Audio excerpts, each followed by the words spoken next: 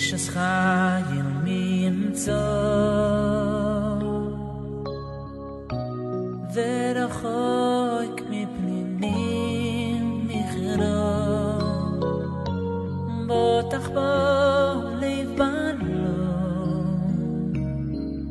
ושלום לא יחזור שקל אחר להבל היפים אוי והבל היפים אישה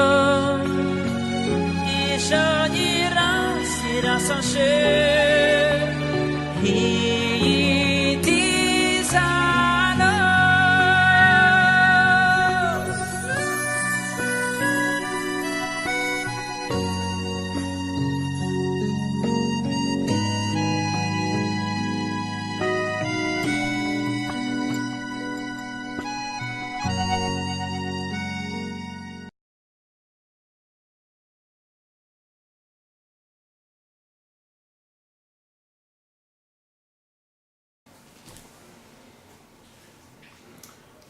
Alors, très chère Laura et chers amis, on va parler d'un sujet qui concerne toutes les femmes et qui a commencé au début de la création. Quand Akadosh Baruch Hu, il a mis la femme et l'homme dans le Gan Eden, il leur a demandé de garder le jardin d'Éden. Tout était beau, tout était magnifique. Et Bezrat Hashem, quand Mashiach va venir, ce sera aussi beau et magnifique que ça l'était alors. Mais il y a eu un problème, c'est que le serpent est venu et qui a incarné les Serara, il a fait fauter la femme en la poussant à manger du fruit interdit.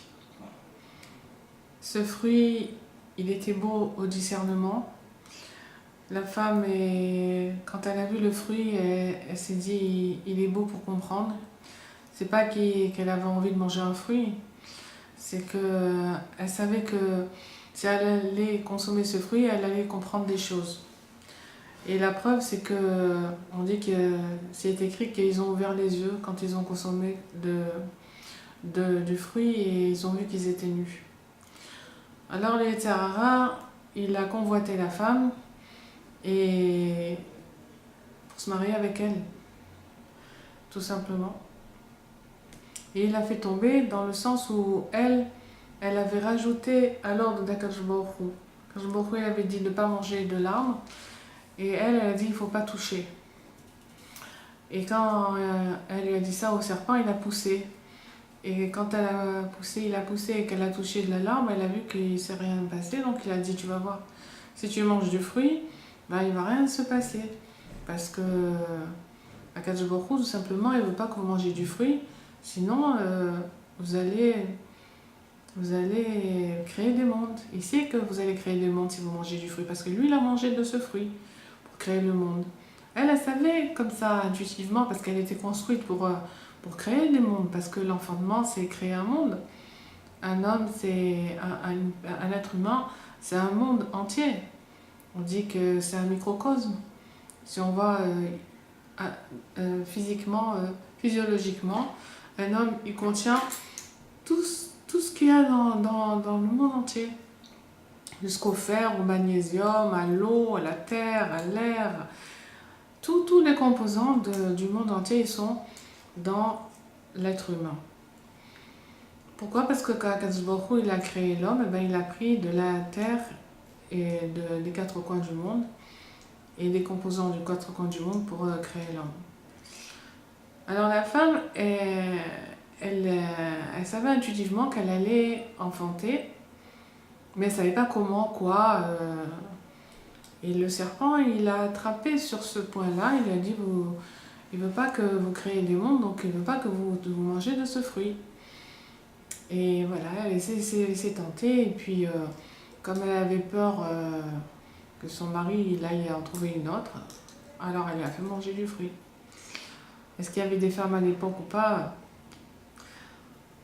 C'est chileko deot, comme on dit. Et ça dépend des explications.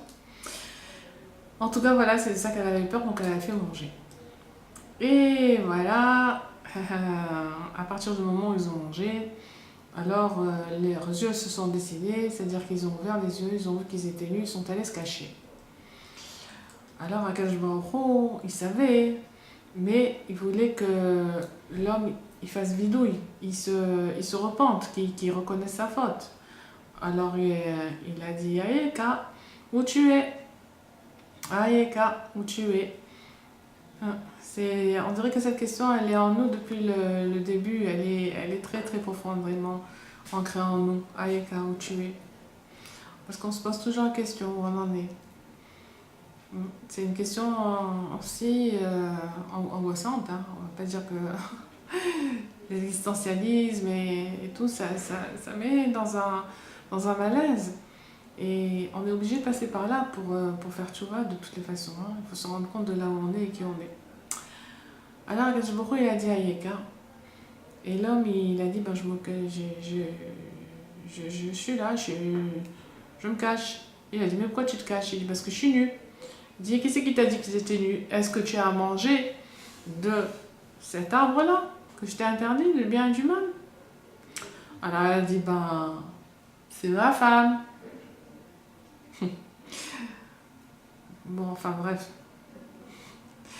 Alors, en fait, si vous voulez pas le manger, il n'aurait pas mangé. Hein.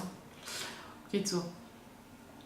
Le problème, c'est qu'ils ont été chassés du jardin d'Éden et en plus avec des clalotes. Avec, on va dire plus sympathiquement dans le monde Breslev, des réparations à faire. 10 réparations. Alors, 9 pour la femme et 1 pour l'homme. L'homme, il en a une, c'est de travailler et de gagner le pain à la sueur de son front. Et la femme, c'est Betsef Tadimané, etc. Elle a 9 malédictions. Elle doit enfanter, elle doit apporter les enfants dans la douleur, les enfanter dans la douleur, les élever dans la douleur. Enfin, c'est tout un programme. Alors voilà, mais grâce à Dieu, elle a quand même ce privilège-là de créer des mondes. Pour faire un enfant, il faut être 3. Il faut le mari, la femme et Akadosh Baruch Hu. Alors à un moment donné, le mari n'est plus là. Donc c'est Akadosh Baruch Hu et la femme qui restent parce qu'Hachem, il est là toujours pour faire grandir l'enfant. C'est pas la femme qui le fait grandir, c'est Hachem. Elle est le cli, elle est le support. Hachem, il fait grandir l'enfant dans le ventre de cette maman. Et voilà, au bout de 9 mois, cet enfant voit le jour. Évidemment, 9 mois, il faut le porter, on se sent pas bien, on est fatigué, on a envie de vomir, on a des changements hormonaux, on se prend la tête avec le mari, on n'a plus envie de... Pas difficile, quoi.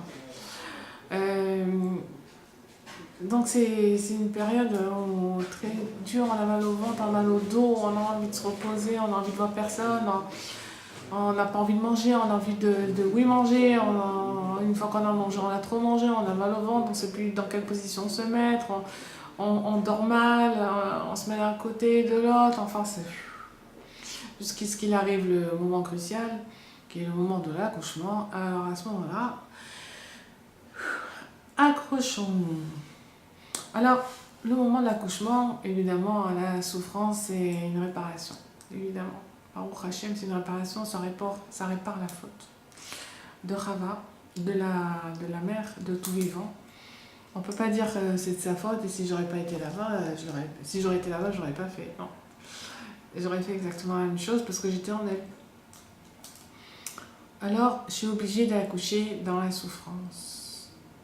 Et cette souffrance,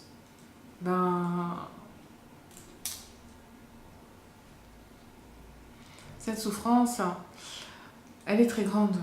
Elle est très très grande, elle est jusqu'aux limites de ce que je peux supporter. Maman, à la limite, des fois même, on penserait au-delà. Mais elle n'est pas au-delà. Alors dernièrement, on a trouvé quelque chose pour amoindrir la douleur de la femme, ou l'enlever carrément, c'est la péridurale. On a la possibilité de prendre ou de ne pas prendre la péridurale. Ok, si on prend la péridurale, alors ben, c'est comme si on va chez le dentiste, après tout, on n'est pas des masos. S'il existe des anesthésies, c'est pour qu'on s'en serve et qu'on ne souffre pas. Ok, mais c'est pas sans conséquence. Il faut savoir que c'est pas évident de rentrer une aiguille comme ça dans la moelle épinière. Ça peut être en conséquence. Et le produit anesthésique. Après l'accouchement, les jambes sont lourdes, on a du mal à se déplacer, on a des maux de tête, on se sent pas très bien, le bébé dort beaucoup. Enfin, c'est un produit quand même qui n'est pas naturel et il faut beaucoup d'années pour s'en débarrasser. Hein. Pas évident. Et puis, il y a une possibilité, c'est de ne pas prendre la péridurale. Alors, ce que je dis, c'est que les personnes qui ne prennent pas la péridurale, c'est comme si le kahat il sourit malatzma. C'est une personne qui prend la souffrance sur elle. Parce qu'elle a le choix de s'en abstenir et elle a le choix de prendre sur elle. Alors, c'est quoi, qu'est-ce qu'on gagne avec ça?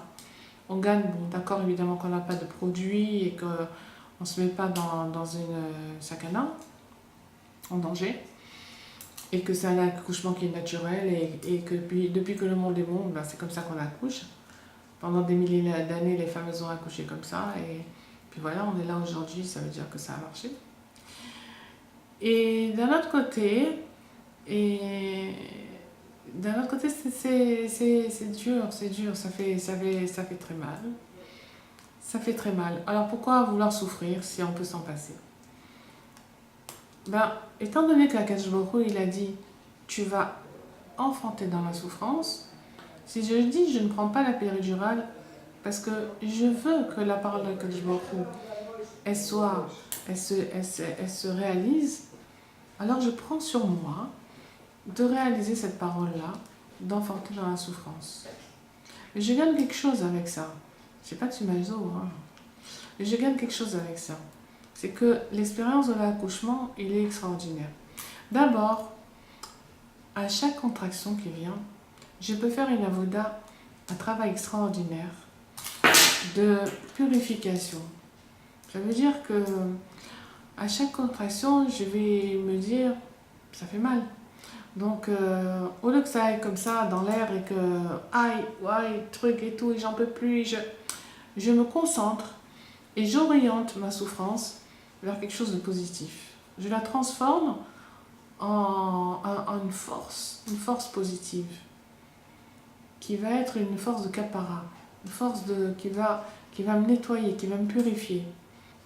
Ça veut dire qu'à chaque fois que j'ai une contraction, je me dis, bon, alors cette contraction, je m'attache à Kadosh Baruch Hu, à tous les tzadikim, que cette contraction-là, elle puisse adoucir les décrets et qu'elle soit la kapara pour tous les lachonara que j'ai pu dire. La contraction, elle s'en va. Une autre arrive et je fais la même chose. Et je dis, et bon Shalom, que cette contraction-là, elle efface toutes les fautes que j'ai fait par rapport au Kibud Avayim que j'ai pas accompli. La prochaine, que cette contraction, elle efface toutes les fautes que j'ai fait à cause de la colère, etc., etc. On peut se préparer une petite liste. Et à ce moment-là, quand arrive au moment de l'accouchement, on n'est pas perturbé, on regarde la liste, et puis aussi c'est bien parce qu'on se concentre sur quelque chose. Parce que d'être sur une table d'accouchement et d'attendre des contractions comme ça les amplifie. À part que quand les contractions elles viennent, ce que je vous conseille, c'est que avec l'imagination, on peut amplifier la souffrance, mais il faut se dire, attends, où elle est cette souffrance? Elle est dans un endroit bien précis de mon corps.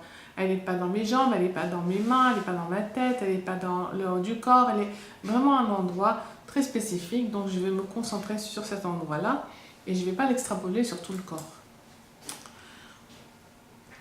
Alors le moment de l'accouchement, comme me disait ma rabbinite à la Shalom, à la Bracha Besançon, elle disait que les hommes, eux, ils ont ils ont tout au long de leur vie des épreuves, des bisounottes, des affronts, tout ça, qui font que si ils accusent réception d'une manière comme il faut, ces épreuves et ces affronts, alors ils peuvent s'en servir pour se rapprocher d'Akadosh Baruch Hu. Et elle me disait, nous, on a un moment dans la vie où on peut se rapprocher d'Akadosh Baruch Hu d'une manière extraordinaire, c'est l'accouchement. Parce que c'est vrai que quand on est en train d'accoucher, il n'y a plus personne qui existe au monde. Il n'y a que Akadosh Baruch Hu et nous. Ça veut dire que la souffrance, elle va tellement en s'amplifiant qu'on se dit, mais attends, c'est pas possible, je peux pas prendre une aspirine là, je peux pas prendre un Ipsa, un machin pour Nortelgin, pour m'adoucir ces douleurs, hein, c'est pas possible. Attends, pour un petit migraine, on prend un médicament, pour un mal de gorge, de ventre, et là, attends, c'est pas possible, c'est où on va là? On peut s'affoler quoi, quelque part, se dire, mais surtout si on n'a pas été averti, ou bien combien on peut être averti de la souffrance. Hein. En fait, on s'en rend compte que quand on est sur la table d'accouchement. C'est pas une partie de plaisir, ça c'est sûr. Mais si on oriente son accouchement dans un bon derrière, dans de bons kélim, alors ça peut être une occasion de grandir énormément. Je vous dirais de mon expérience que la première fois que j'ai accouché, j'avais 20 ans et je n'avais jamais souffert et je ne savais pas vers quoi j'allais. Bon, ok, je voyais ce ventre qui était... Je me dis par où il va passer le bébé. Je savais pas du tout comment ça marchait. On m'avait pas averti. Et ça fait que quand les contractions elles ont commencé à venir, bon, ok, un petit peu. Et de plus en plus, jusqu'au moment où j'ai dit, ça va pas là. Qu'est-ce qui se passe? J'ai été choquée. J'ai dit, c'est pas possible, attends, c'est une souffrance comme ça peut exister. Ça peut exister au monde, il n'y a plus personne qui m'aide là, il n'y a plus personne qui peut m'aider. Ni le docteur, ni l'infirmière, ils ont l'air d'être très tranquilles là, à me dire patientez, ça va aller, ok, mais moi j'en peux plus. Je n'en peux plus. Et ça, c'est pas possible, mais ça va de pire en pire. De plus en plus, mais jusqu'à ce que j'ai réalisé, je me suis dit, mais non, mais c'est pas possible, Hachem il est bon, il est que bonté. C'est pas possible qu'il puisse arriver un truc pareil. C'est pas possible qu'une souffrance, elle peut être tellement intense, alors qu'Hachem est bon. Ça a été un choc. Et quand cette souffrance allait de pire en pire jusqu'au moment de l'accouchement, lui-même, au moment où il fallait pousser, je me suis dit, mais alors, j'ai vu la porte du Guéhinnom qui s'est ouverte. Je me suis dit, mais vraiment, le Guéhinnom existe alors. Mais attention, ça ne veut pas dire que Kadosh Baruch Hu n'est pas bon. Kadosh Baruch Hu, il est bon. Il a créé le monde dans sa bonté. Et pour nous prodiguer de la bonté. Parce qu'il veut qu'on gagne notre Olam Haba, notre monde futur avec toutes les bonnes actions et le recette qu'on va faire et nos mitzvot. Mais seulement si on ne se comporte pas comme il faut, pas selon les règles qu'il nous a données dans sa Torah et Dosha, alors si on ne les accomplit pas, si on enfreint, on se rend impur, on s'abîme notre neshama, on abîme notre corps, on n'atteint pas le but pour lequel Akadosh Baruch Hu nous a créés. Alors qu'est-ce qu'on va faire? On va retourner dans le Olam Haba pire que ce qu'on était avant de descendre. Hachem ne veut pas ça, alors il est obligé de nous passer par le Guéhinnom, qui va nous purifier, qui va nous nettoyer de tout ce qu'on s'est sali. Alors quand j'ai vu ça, qu'il n'y a rien qui pourrait arrêter cette souffrance-là, j'ai compris que le Guéhinnom existait. Tout est devenu vrai. J'ai vu que ce n'était pas des histoires qu'on nous racontait. Et quand les gens disaient, bon, c'est pas grave, j'irai au Guéhinnom, hein, c'est pas grave. J'ai dit, mais c'est pas possible, ils se rendent pas compte de ce que ça veut dire. Ils sont pas conscients de ce que ça veut dire le Guéhinnom. C'est pas que je vous angoissez, pas du tout. Vraiment pas du tout. Parce que vous avez toujours le choix de prendre la péridurale. Mais la conscience qui s'est ouverte à ce moment-là, je la ferai cadeau à personne. Sortie de là, j'ai dit, je ferai tout ce que je peux pour ne pas aller au Guéhinnom. Et vraiment, j'essaye de faire tout ce que je peux pour ne pas aller au Guéhinnom. Alors cette conscience, c'est dommage de s'en passer. Parce que quand on a accouché de manière naturelle, on sent qu'on a fait quelque chose, qu'on a apporté quelque chose au monde. Bien sûr qu'on a apporté, même avec péridurale, on a apporté au monde. On n'enlève pas le mérite. Une femme qui souffre, c'est pas rien qui est évident. Elle a quand même les 9 mois de grossesse, de se retrouver comme ça sur une table d'accouchement, c'est pas une partie de plaisir. Après, il faut élever les enfants, se lever la nuit, changer les couches, donner les biberons et s'inquiéter. Et bon, faire grandir les enfants, c'est pas évident du tout. Hein. Il y a de quoi faire. Mais cette conscience-là, d'une part, qu'il n'y a que Akadosh Baruch Hu qui peut nous aider à ce moment-là, parce qu'il n'y a vraiment que moi et Hachem, il n'y a personne au monde, et je lui demande vraiment, je sais qu'il n'y a que lui qui peut m'aider et m'enlever ma souffrance. Ça, c'est une expérience que je peux pas connaître autrement. Un vache lourd. Et d'autre part, d'être passé par cette souffrance-là, qui a fait que j'ai une conscience qui s'est ouverte, et j'ai pris conscience de la réalité de la souffrance, de la réalité qu'à un moment donné, la justice d'Hachem peut être impartiale, et qu'il y a un non-retour. Ça m'a fait faire un bond en avant extraordinaire, et toute ma vie, j'ai eu ça devant mes yeux. C'est que tu as intérêt à te bouger pour pas aller au Guéhinnom. Donc c'est un moment qui est extraordinaire, un moment qui nous fait faire un bond en avant extraordinaire, qui nous rapproche énormément d'Akadosh Baruch Hu, puisque si on en est conscient, qu'on soit conscient ou pas conscient, de toute façon, Akadosh Baruch Hu lui-même vient à l'accouchement. J'avais été assister ma belle-fille pour le premier accouchement, c'était Rosh Hashanah, mon fils devait aller à Nouman, donc je suis allée en Angleterre pour être avec elle. Et puis j'ai voulu voir comment un enfant naît. Et ben j'ai pas pu voir, c'est-à-dire impossible de me rappeler quand l'enfant est sorti. Et je me rappelle qu'une grande lumière, c'est tout. C'était... J'allais presque m'évanouir tellement que c'était fort, c'était fort. Je pense que toutes ces souffrances-là, elles sont pour le bien. Parce que si on devait accoucher comme ça, tic-tac, je pense que ça serait une lumière tellement grande qu'on ne pourrait pas la supporter. Donc on passe aussi par ces souffrances pour atténuer un petit peu aussi cette grande lumière.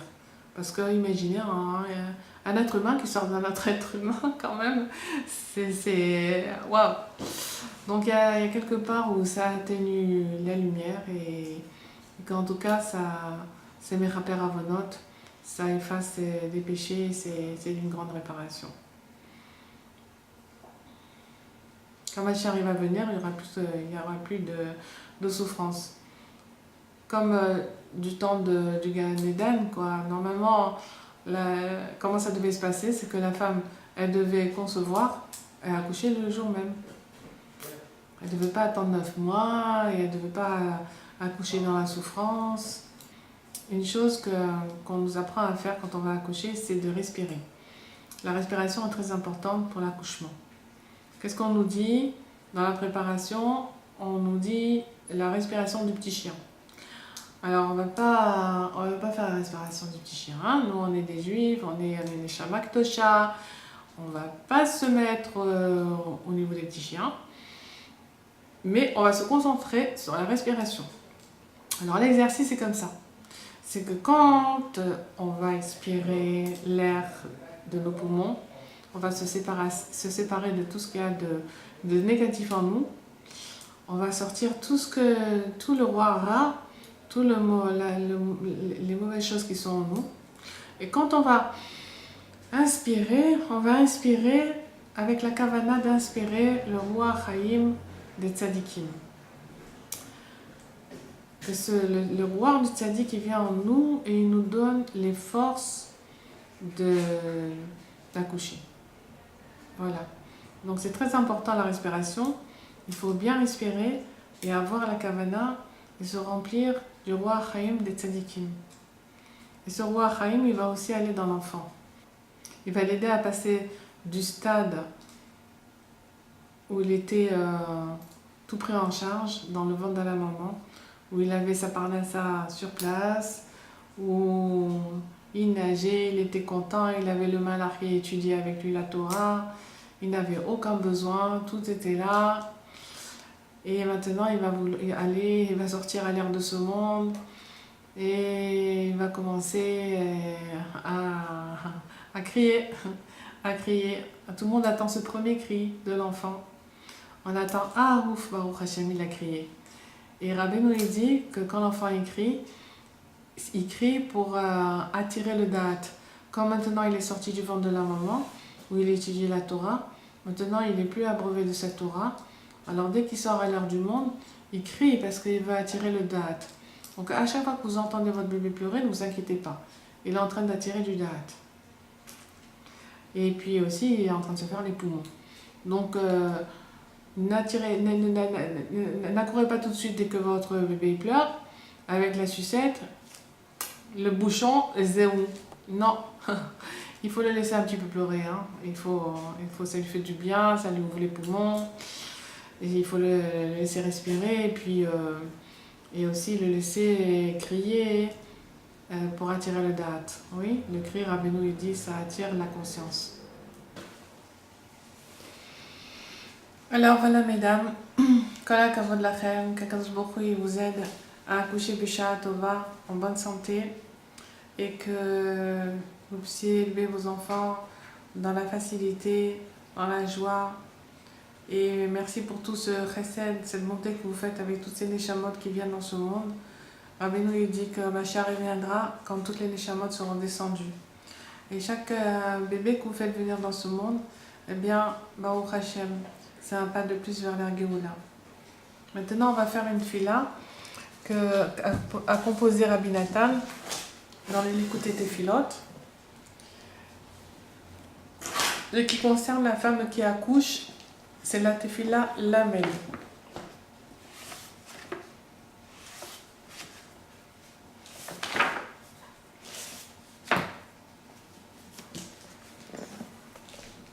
Et sois rempli de miséricorde envers toutes les femmes qui sont sur la table d'accouchement et sauve-les de toute souffrance, en particulier pour telle personne, fille de telle personne. Maître du monde qui est rempli de miséricorde toujours, toi tu connais sa souffrance, il n'y a que toi qui la connaisses. Tu connais ce qu'il y a dans son cœur, le cœur de son père et de sa mère et de tous ceux qui souffrent avec elle. Regarde leur fatigue et leur douleur, que ta miséricorde incroyable se réveille, tes miséricordes qui sont cachées sur cette pauvre femme qui est sur la table d'accouchement avec un cœur brisé. Ouvre-lui les portes de la bienveillance et de la bonté et de la miséricorde et de la pitié. Ouvre-lui les portes de l'accouchement. Dans ta grande miséricorde, ouvre le même Satoum qui correspond au même, c'est-à-dire 40, valeur numérique de 40 jours de la fabrication du fœtus, c'est-à-dire la matrice, c'est le même c'est comme ça, donc c'est la forme de la matrice. Dans ta miséricorde, coupe ce même-là qui est fermé et fais de ce même-là 2 dalettes. Vous voyez, ça fait 2 dalettes, comme ça, 2 dalettes, c'est-à-dire 2 portes qui vont s'ouvrir. On demande, c'est ce qui se passe en fait à l'accouchement, c'est que les contractions, elles ouvrent les portes. Et ouvre dans ta grande miséricorde et ta bonté absolue les portes de son ventre, de cette pauvre femme qui est sur la table d'accouchement, et viens en son aide afin qu'elle puisse accoucher de suite, sans aucune souffrance. Et dis à l'ange de se retirer. Comme tu as dit au monde arrête, alors dis à sa souffrance arrête. Toi qui es plein de miséricorde et qui fais le bien, multiplie le bien, aie pitié dans ta grande miséricorde et fais-lui le bien et ouvre-lui les portes de l'accouchement très très vite, sans empêchement, sans retard, parce qu'elle a souffert déjà de l'amertume et de la souffrance jusqu'à ce qu'elle ne puisse plus supporter. Toi qui fais le bien, qui fais des bons bienfaits, fais-nous aussi un bienfait gratuit et ne retarde pas son accouchement du tout. Aide et sauve et délivre dans ta miséricorde afin que s'ouvrent les portes de son ventre avec une grande bienveillance tout de suite et qu'elle puisse accoucher facilement, sans aucune souffrance et douleur. Seulement par ta grande miséricorde et avec une grande bonté, sors l'enfant en paix à l'ère de ce monde pour une bonne vie, pour la paix et pour une longue vie et des bonnes années. Amen. Et il dit qu'il faut multiplier les dons de Tzedaka parce que ça dépend du chesed. Le fait que la matrice, elle va s'ouvrir, elle va se transformer en deux portes, ça dépend des dons de chesed, de Tzedaka. Voilà, alors on vous souhaite un très bon accouchement dans la joie. Si vous sentez que vous avez les forces d'accoucher naturellement, allez-y, et que vous ayez le mérite vraiment de tous ces tikkunim, toutes ces réparations dont on a parlé. Si vous pensez que c'est trop pour vous, prenez la péridurale. Akadosh Baruch Hu, il a fait cette chose-là parce que voilà, on est dans une génération qui est, on va pas dire faible, mais qui croit qu'elle est faible. Alors pour ceux qui croient qu'ils sont faibles, mais vous êtes des femmes fortes. Je sais que vous êtes des femmes fortes. En tout cas, la sensation qu'on a après avoir accouché, c'est une sensation extraordinaire. Et voilà, je vous souhaite tout le bien qui soit, et beaucoup de joie, et heureux papa, heureuse maman. À très bientôt.